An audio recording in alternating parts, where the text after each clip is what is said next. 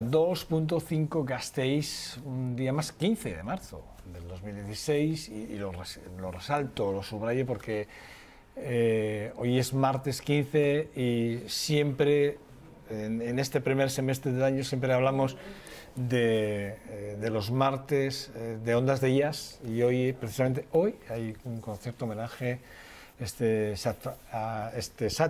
el grupo que va a estar encima del escenario entre Jesús Guridi a partir de las 7 de la tarde, entrada gratuita.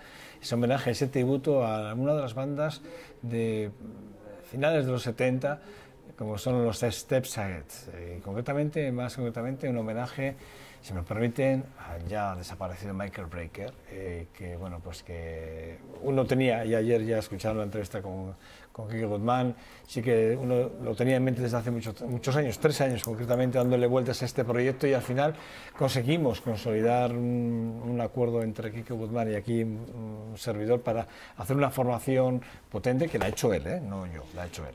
Pero sí que llega a un acuerdo para intentar hacer un homenaje como, bueno, pues como se merecen los Steps Ahead, una de las bandas de jazz rock más importantes en la historia del jazz, sin lugar a dudas.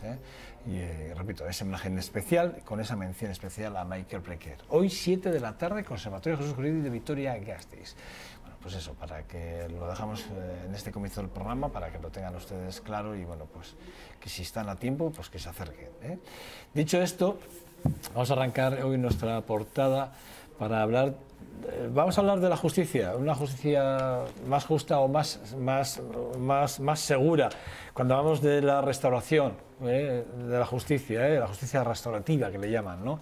Vamos a hablar de un informe que salía hace muy poquito, un libro que llevan ya trabajando durante mucho tiempo, bueno, pues 4, ahora les voy a mencionar. Yo tengo solo a uno de los coautores, podríamos tener a los 4, pero tengo a uno de los coautores aquí con nosotros. Vamos a hablar de la evaluación de los costes de la justicia, o de la justicia restaurativa, que es con quien vamos a hablar. Además es Alberto José Oralde, que es coautor del estudio, o del libro, como usted dice, por cierto, lo tengo aquí delante. Y la verdad es que, bueno, uno que yo lo tengo físicamente, ayer lo tuve en PDF y pude leerme parte del estudio, es muy interesante, a ver si somos capaces de transmitirles a ustedes la idea y el fondo, sobre todo, de esta evaluación. Bueno, buenos días. ¿Qué tal, Alberto? ¿Todo bien? Muy bien, muy bien. Bueno, lo hemos pasado muy bien fuera de las cámaras. Reconozco que es un hombre muy divertido, todo hay que decirlo. Bueno, déjame decirte que hoy también celebramos, porque como soy trabajador social, 15 de marzo, Día del Trabajo Social. Ah, mira. No es casualidad, a lo mejor. No lo sabíamos. Sí, el trabajo social que está ahí luchando por una sociedad más justa, pues también celebra hoy, ¿no?, su día. Importante. Hay actividades en la Universidad del País Vasco, el alumnado hace actividades para... Por cierto, Alberto, que tú tienes el doctorado desde hace muy poquito, ¿no? Sí, bueno, menos de un año, sí. El año pasado defendí mi tesis doctoral. Bueno, pues felicidades. Sí, gracias. Bueno, yo te preguntaba fuera de cámaras, porque claro, cuando alguien coge este informe y ve que pone Álava 2013, hay que tener en cuenta que estamos hablando de una evaluación, y que como cualquier evaluación cuantitativa y cualitativamente tiene un periodo de un tiempo, evidentemente, de estudio, recoger datos y estudios, ¿no? Ha sido difícil. Primero, ¿cómo surge la idea, dónde surge la idea de que hay que hacer una evaluación concretamente de esta parte tan delicada, tan importante de la justicia restaurativa? Bueno, contextualizo. En primer lugar, el estudio se sitúa en el actual Servicio de Mediación Intrajudicial de Araba, y hay una iniciativa del propio coordinador de este servicio, de Gerardo Villar, por promover un estudio que nos diera pistas de si lo que estamos haciendo, que creemos en ello, es más barato que lo que es un proceso de justicia ordinario, ¿no? Y ese es el punto de partida. Realmente a veces se dice que la mediación es más barata que los procesos de justicia, pero queríamos saber realmente si era y cuánto, ¿no? Y ese fue un poquito el punto de partida.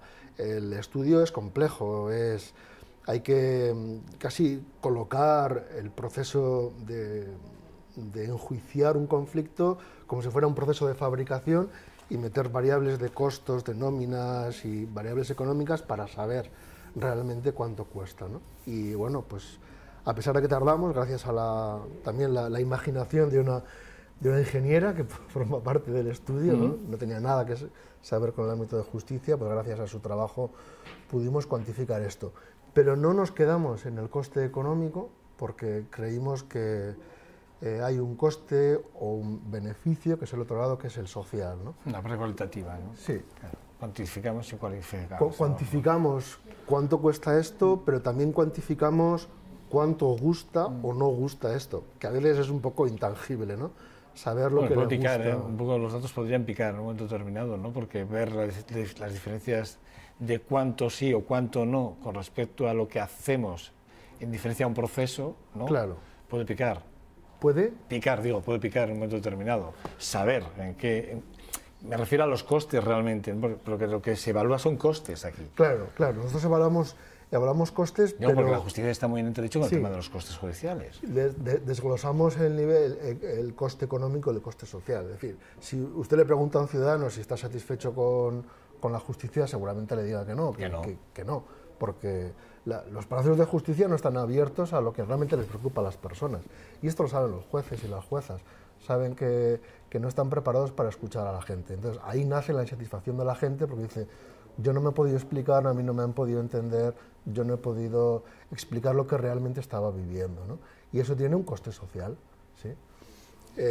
Bueno, estamos en la época de la eficacia, de la eficiencia, y bueno, pues era importante saber, ¿no? Y realmente lo que detectamos es que está siendo más barato, pero no es cuantitativamente muy significativa esta diferencia, ¿no? Pero eso por estar dentro, porque los actuales servicios de mediación intrajudicial están colocados dentro. Si estuvieran a lo mejor un poquito más fuera, todavía sería mucho más barato, ¿no? Si tuviésemos que definir la justicia restaurativa, ¿cómo la definirías? Pues no es fácil definirla, porque tiene algunos pilares. Llamémosle que está el pilar del diálogo, está el pilar de la reparación, está el pilar de la responsabilización. Realmente cuando se comete un daño a una persona, se le da una oportunidad a quien lo ha cometido y a quien lo ha recibido de que pueda hablar sobre las consecuencias de lo que hay ahí y de cómo se repara aquello que ocurrió. No se trata de determinar quién hizo qué y entonces cómo se le castiga, que es lo que hace la justicia penal y seguirá haciendo, sino qué ocurrió y cómo se arregla lo que allí ocurrió, ¿no? Desde un punto de vista muy simbólico. Entonces, proceso de diálogo que permite a personas afectadas por un delito, por una infracción que está en el Código Penal, a que resuelvan colectivamente las consecuencias de lo ocurrido, ¿sí? Estos son los ejes, a veces es difícil, no sé si... No. Sí, ¿no? Una práctica, pongamos una práctica, un día a día. Para que, digo, por explicar, porque se entienda perfectamente, porque la gente que nos esté viendo entienda qué es esto de la justicia restaurativa.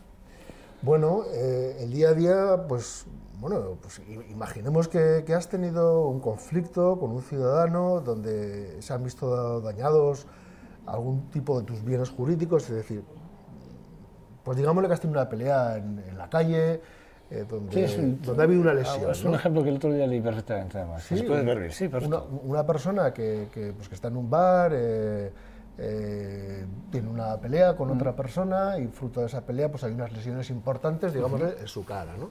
A partir de ahí la persona lesionada va a poner una denuncia y va a solicitar que se haga justicia contra la persona que le ha hecho ese daño, ¿no?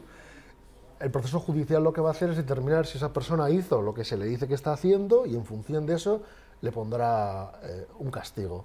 Y entenderá que la forma de hacer justicia será imponer el castigo que le corresponde, ¿no? El que la hace la paga. Los actuales juzgados tienen la posibilidad, dentro de los protocolos de derivación que tienen los servicios de mediación del gobierno vasco, tienen la oportunidad de paralizar ese proceso y darle una oportunidad a que estas dos personas que en su momento se pegaron o tuvieron esta pelea en el bar puedan hablar y puedan resolver de cómo se arregla aquello que ocurrió. Y si tienen el deseo de reparar, ¿no? Si el que ocasionó el daño tiene un deseo de reparar y si quien se vio dañado tiene una necesidad de expresar cómo le ha perjudicado. Aquí es donde el servicio de mediación interjudicial es donde entra claro, el funcionamiento. Aquí es donde realmente ellos reciben la demanda, cogen las dos partes, los juntan y hablan con reciben ellos, la demanda del juzgado, se pone en contacto con las dos partes, trabaja separadamente por las dos partes y cuando considera que están preparadas les da la oportunidad de que se encuentren, de que se vean, de que se miren, de que hablen, A veces igual no consiguen porque la gente a veces, o sea, el enemigo no le quiere ver y hay que hacerlo de manera indirecta, pero el caso es que pueden resolver y a veces pueden resolver con la consecuencia de que ese proceso ya no vuelva al proceso judicial porque... Que es lo interesante, es lo claro, importante, porque el ¿no? juzgado ya va a paralizar todas las diligencias, ¿no? Y eso supone un ahorro muy importante. Pero lo importante es el beneficio social, que es un poquito lo que detectamos en la investigación, que esta gente que ha sido capaz de sentarse, ha sido capaz de resolver las consecuencias de lo ocurrido, está mucho más satisfecha. Le ha aportado la satisfacción de haber sido protagonista de lo que ha ocurrido. Y esto es lo que la gente... Ya que hablamos ya de los costes. Claro. Y aquí hablamos de los costes. Claro. Esta parte es importante en los costes. Claro. Aquí hablamos de lo que es el coste cuantitativo y cualitativo, la parte social resuelta, porque de alguna forma, bueno, pues habéis hecho el trabajo de mediar para que las dos partes lleguen a un momento determinado y resuelvan sin tener que acabar en la sala, ¿no? Que es lo importante. Claro, porque la sala, su señoría y fiscalía lo que va a preguntar es si hizo lo que allí se dice que se hizo y si en función de eso le corresponde algún castigo, ¿no? No están preparados y los jueces saben, las emociones no están en los pasillos de justicia, ¿no? Los grandes problemas que tienen las personas cuando ocurren estos hechos no se pueden resolver porque el proceso judicial está diseñado para castigar y poner medidas. Y entonces aquí la gente pues sale contenta y dice, jope, pues hemos aprendido algo, esto nos ha servido, realmente, bueno, y llegan la investigación, hicimos entrevistas cualitativas telefónicas a 200 y pico personas. La gente dice, pues es que yo resolví realmente lo que allí llevé, allí me trajo. Yo pensaba que esto no me iba a valer y la gente cree que realmente pues se puede resolver dialogando. Evidentemente supone un esfuerzo y el deseo de querer arreglar esto de manera dialogada, porque hay quien prefiere que sea el juez, ¿no? Fíjate, yo tengo los datos del juzgado, de los juzgados de aquí del País Vasco, en referencia a datos del 2014, que vosotros los habéis cogido por medio, supongo, porque empezáis en el 2013, acabáis ahora en 2016, 2015. Muy similares, los datos van a ser muy similares. Y en el 2014 hubo 889 casos cerrados mediante la fórmula de mediación, entre los cuales el 78% fueron con acuerdo entre las partes. Fíjate qué dato más importante. Nuestra investigación todavía sube. Todavía más, este dato. El servicio Mejor todavía. El servicio de mediación intrajudicial de Álava sube hasta el 82. ¿82 en Álava? El estado de reparación cumplido totalmente un 87%. A ver, el resultado tú has dicho 75, 78 de Álava. Sí. Pero luego les preguntamos, bueno, ¿y ese acuerdo que construyeron realmente se cumplió? Y la gente dice que en un 87% se cumplió. Sí. Es decir, que la construcción colaborativa de un acuerdo es el que ha dado garantía de que esto se cumpla. ¿Cuántas sentencias hay que no se cumplen? Bueno, ¿no? Sobre todo de este tipo de asuntos, ¿no? Que la intervención del Estado es menor. Fíjate, habla también de que en el 2014 263 casos cerrados con mediación, 284 se cerraron con un acuerdo que evitó el proceso judicial, pero sí que es verdad que se mantiene durante años anteriores ese 30% que no se acaba de cerrar, ¿no? Y es probablemente por la actitud de las dos partes, sin lugar a dudas, ¿no? Sí, y bueno, y porque luego también hay conflictos... La intermediación... Hay conflictos que no pueden resolverse, hay conflictos con los que hay que vivir, ¿no? Realmente si tuviéramos esta vida sin conflictos sería muy aburrida. Oye, Alberto, ¿cuáles son los datos que más te han sorprendido de esta evaluación que habéis hecho? El dato que tú creas que es el más destacable y en el que igual habría que focalizar un poco más la idea del sistema o del servicio. Es algo que me ha emocionado mucho porque, bueno, yo ahora estoy en la docencia y en la investigación, pero en su momento pude trabajar en un servicio de estas características. Es lo que la gente piensa de los mediadores. Ya quisieran jueces y jueces... hay mucha gente que desconoce la figura del mediador. Sí, hasta que no se ve en un conflicto, evidentemente, ¿no? Y realmente el aspecto... Nosotros preguntamos por aspectos positivos y aspectos negativos, ¿no? Es decir, ¿qué es lo que más resaltarías? Y lo que más resaltaría en un porcentaje muy alto, tengo que mirar la chuleta para... No, mírala, claro que sí. En un porcentaje, porque son muchas las cosas, pero casi la mitad de las personas que entrevistadas destacan que lo que más reseñable es la actuación de las propias personas mediadoras. Es decir, aquella persona que me recibió, que me escuchó, que me dio la oportunidad de expresarme y que, bueno, aunque no me dio la razón y a mí me hubiera gustado, ¿no? Porque la gente queremos, cuando tenemos un conflicto, que se nos dé la razón, me ayudó. Y ahí está el valor social de este tipo de servicios, ¿no? Me ayudó a que yo pudiera resolver esto que a mí tanto me preocupaba. Por lo tanto, lo que más valoro es lo que hizo esta persona, ¿no? Que su propia presencia y su propia actitud de escucha, que es lo que utilizan los mediadores y las mediadoras. Deberíamos hacer, desde la justicia se debería hacer algo de pedagogía. Tú decías antes, están muy cerrados, los jueces están muy cerrados, no llegan a esa parte social, a esas capas sociables igual. ¿Deberíamos hacer pedagogía? ¿Se podría hacer pedagogía desde el sistema? Tampoco les podemos culpar a ellos, pobrecitos, ¿no? Pobrecitas. No, yo digo... El proceso judicial pues tiene ya unos cuantos cientos de años, ¿no? La ley de enjuiciamiento criminal de hace casi más de 200 años pues ha dado lo que ha dado. El caso es que, pues sí, se debería hacer mucho más esfuerzos de los que se hace porque realmente los resultados son mucho más satisfactorios. Pero tampoco podemos pensar que esta justicia se va a hacer mucho más fuerte de lo que es, ¿no? Será un complemento, será algo que le permita a la justicia penal ser más humana, ser más cercana a la ciudadanía y no tanto pues buscar esa retribución, ¿no? Entonces, claro que se pueden hacer muchos más esfuerzos. Ahonda un poco más, si no te importa, ahonda un poco más en la autocrítica, porque habría que hacer autocrítica.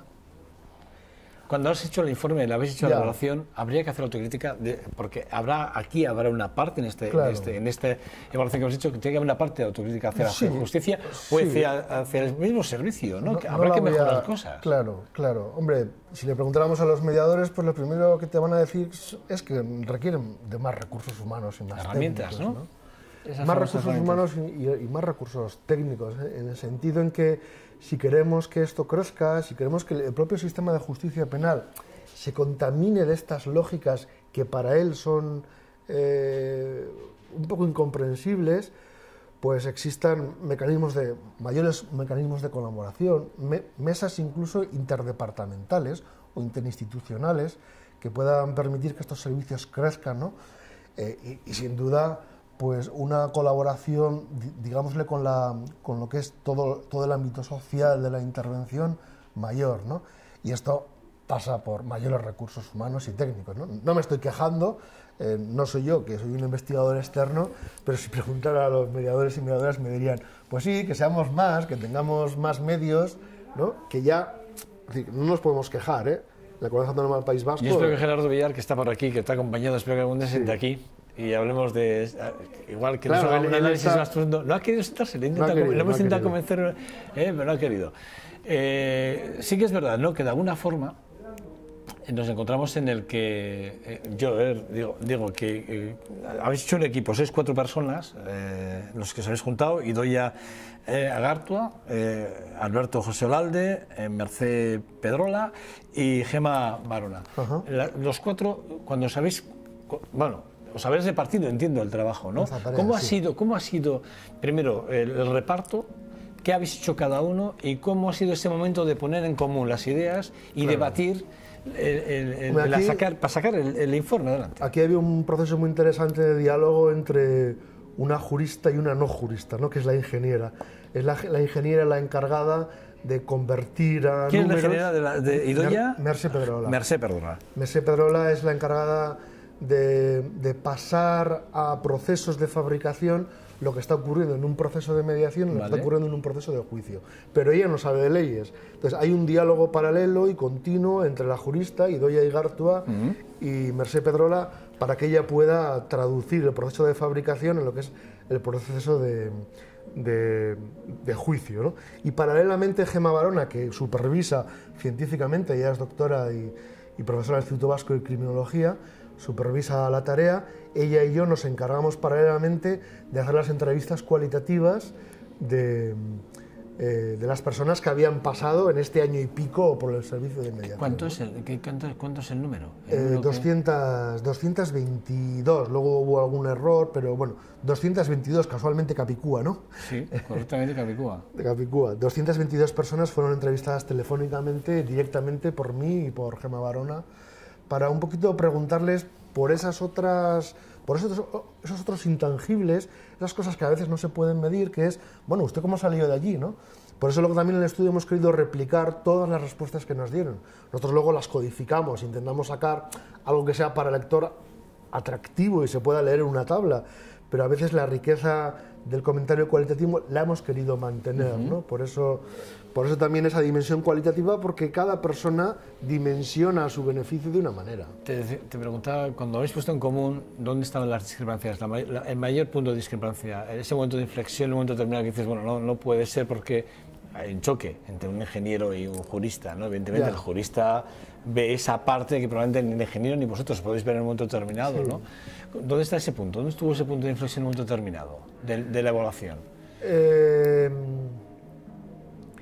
Yo creo que, a ver, si algo pusimos en marcha fue una dinámica de respeto multidisciplinar. En fin, se ha acabado la lectura unidisciplinar de la vida.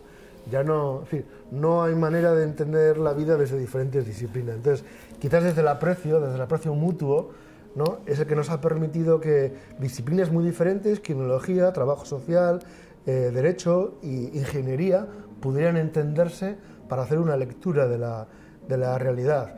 Y bueno, pues los equipos funcionan con cariño y con respeto, ¿no? La inflexión está cuando tú eres respetado en el equipo en cómo crees que esto se debe hacer, ¿no? Y ahí, bueno, pues Idoia y Merce fueron quizás las que les tocó poderse entender en un proceso de diálogo continuo, ¿no? Yo no te puedo dejar marchar de aquí sin hacerte una pregunta. Evidentemente hay dos.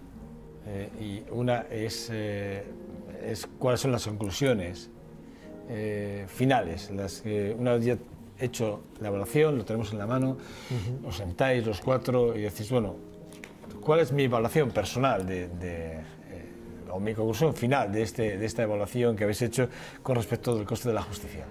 Bueno, pues así, a grandes rasgos, detectamos que el proceso de mediación no es significativamente muy barato, o sea, significativamente, perdón, más barato que el proceso de juicio, pero si realmente el proceso de mediación no estuviera dentro, sí lo sería, mucho más barato.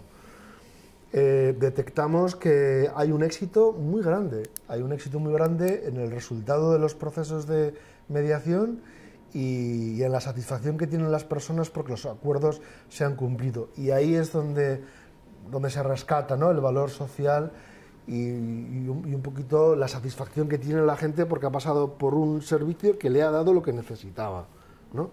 Esto serían así grandes rasgos. Servicio desconocido, repito, yo voy a subrayar lo de desconocido, que repito que creo que hay una parte importante que yo creo que la ciudadanía debería de saber que existe ese servicio de mediación intrajudicial, que es muy importante. Sin el cual, porque no lo he dicho, sin el trabajo de los mediadores y mediadoras de ese servicio, que colaboraron desde una perspectiva de transparencia, esto es importante, porque a veces creemos que estos servicios ocultan y, ¿no?, desde la absoluta transparencia ponen a disposición de investigadores externos sus datos, sus nóminas, sus datos económicos, y de esa transparencia colaboran también para que esta investigación se haya podido hacer, ¿no?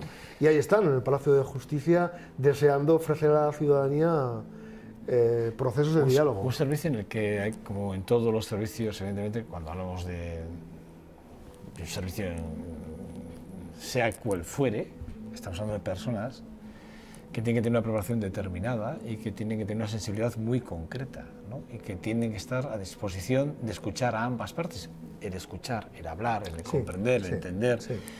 Y si me permites, la expresión acompañamiento en un momento determinado, sea víctima o verdugo, me da igual. Sí. Y hay un desgaste psicológico importante, un desgaste personal importante, una vinculación importante, y hablamos de personas que se entregan a una causa importante. Lo digo así porque, hablando Alberto y yo más o menos conozco, porque sí conozco un poco más el servicio, pues porque conozco a Gerardo desde hace tiempo también y he hablado muchas veces con Gerardo de este tipo de cosas. Y la verdad es que sí que es verdad que, bueno, pues a veces hablamos del servicio como un servicio, como una herramienta judicial que está ahí para que el ciudadano pueda tener un apoyo en un momento determinado, pero que detrás de este servicio hay personas, ¿eh? Sin duda. Siempre, muy importante remarcarle esto. Alberto, no te voy a dejar escapar sin hablar de la Vía Nanclares Evidentemente, porque hablar de la vía Nanclares, hablar de delitos más graves, estamos hablando de delitos en general, pero bueno, hablar de delitos ya de sangre, delitos que son ya, bueno, tenidos en cuenta, y la vía Nanclares, en la que sé que tú también has estado en el proceso, ¿cómo se vive ese momento en el que víctimas y verdugos, de alguna forma, si me permites el término, que no sé si está bien, pero bueno, es el que nos gusta en criminología llamarles victimarios. Victimarios, mira, pues voy a utilizar el victimarios. ¿Cómo es en la vía Nanclares ese proceso? ¿Cómo lo habéis vivido tú como mediador? ¿Cómo es ese momento? Bueno, es difícil, ¿no?, hacer un resumen. A veces creo que el término vía Nanclares fue un término periodísticamente creado, ¿no?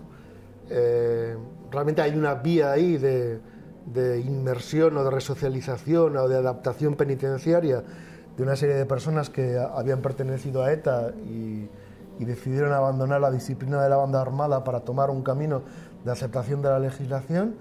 Y bueno, pues tuve, pues no sé si la suerte o el honor o también la responsabilidad de ser una de las personas mediadoras que formó parte del equipo que asistió al encuentro de víctimas directas o indirectas de ETA y personas que habían sido miembros de la organización. Para mí, vinculándolo con el propio estudio, demuestra que la justicia restaurativa también es posible en delitos de este tipo de gravedad y bueno, pues ofrece una oportunidad principalmente orientada a la víctima a responder a muchas preguntas que el proceso judicial en su momento no pudo responder, ¿no? ¿Por qué? ¿Cómo? ¿De qué manera? Y estamos hablando de procesos que están, desde mi perspectiva, alejados de una lectura política. Yo no sé de política penitenciaria, yo no sé de vías Nanclares, yo sé de procesos de diálogo donde personas que estaban en esas vías decidieron encontrarse para reconocerse. Encontrarse también en su momento para buscar respuestas a preguntas muy íntimas, muy personales, algunas muy duras, y bueno, y en algunos casos procesos que han supuesto reconciliaciones en una dimensión muy micro de esta palabra, que supone el poderse mirar, ¿no?, a la cara después de haber sido tú, la otra persona, la que ha podido asesinar a tu cercano más querido, ¿no? Y a partir de ahí se han generado procesos sociales que nos sorprenden a los mediadores y mediadoras que hemos participado, donde estos diálogos, ya sin mediadores, continúan, ¿no? Entonces, bueno, para mí una experiencia de un valor humano incalculable, que es muy difícil, siendo vasco, alejarla de la lectura política, pero que demuestra que de un acto absolutamente bárbaro, por calificarlo de alguna manera, es posible crear un acto de profunda belleza humana, ¿no? Y eso fue lo que pudimos asistir en aquellos encuentros que duraron un periodo muy concreto de nuestra historia y que los gobiernos diferentes no supieron continuar, ¿no? Una pena. Pues sí, una pena para muchas personas. Una pena para muchas personas, sí. Las contaba, además, de verdad que estás, bueno, emotivamente emocionado. Sí, sin duda, no quiero alejarme de lo que supuso aquello para mí a nivel personal, a nivel profesional, pero rememoro, yo cuando hablo de los encuentros restaurativos, lejos de nuestra comunidad autónoma, se recibe un cariño y una mirada, digámosle, muy apreciativa hacia algo muy bello, ¿no? Sacar belleza del miedo, del terror, de la amenaza o del dolor profundo, pues creo que es algo... Por eso decía, la justicia restaurativa justa y segura, y es importante, y el servicio de mediación, que es un servicio que, bueno, pues repito, que hay personas dispuestas y abiertas a escuchar a quien sufre, a quien ha sufrido algún delito, para que, bueno, encuentren espacios de... Y buscar cordura. Claro. En todo el sinsentido que hemos determinado por dolores y claro, por... ¿no? Claro. Las fobias y filias y todo. Bueno, Alberto José Valde, es que riesgo, no tengo más tiempo, pero la verdad es que siempre es un verdadero placer. La evaluación de los costes de la justicia, un informe, una evaluación que se han tirado 2 años largos. Sí, 2 años largos, bueno, a veces las cosas de Palacio van despacio. No es fácil, al final son muchísimos datos. Luego hay que publicar y bueno, también el gobierno vasco ha hecho su papel, ¿no?, de apoyo a esta investigación. El próximo 17, ¿no? Creo que a la tarde, a las 11:30 de la mañana, en Sabaltegui, Florida, se hace la presentación. Sí. Organiza Irse Araba, a los cuales les mando desde aquí un beso y un abrazo muy fuerte, porque durante un año estuve ahí, fue en mi casa, me trataron muy bien, todo hay que decirlo, y bueno, pues desde aquí a Lucía, a todo el equipo, muchas gracias por el trato tan bueno que me disteis, por cierto. Bueno, pues eso, que a las 11:30 de la mañana, el próximo día 17, organizado por Irse, la presentación, estará la consejera de Justicia allí con vosotros, y bueno, será la presentación de forma oficial, y bueno, pues desear lo mejor, y bueno, me consta que no sé si hablarás más o contarás más, por lo menos en forma de lo que has contado aquí. Espero difícil. Creo que será que me sacaste mucha información. Pero hablarás más de datos que igual a alguno le interesa más que a lo que me interesa a mí. Alberto, es que casco, ¿eh? Eso regate. Un lujo. Bueno, nada, pausa para velocidad y nada, vamos a hablar de deportes con el jefe de la redacción deportiva de esta casa, con Jon Santos. Y ya saben que esta semana jugamos fuera de Gasteiz con el Baskonia y el partido del Deportivo Alavés se me antoja importante aquí en Mendizorroza. Con Jon Santos, en 2 segundos, hasta ahora.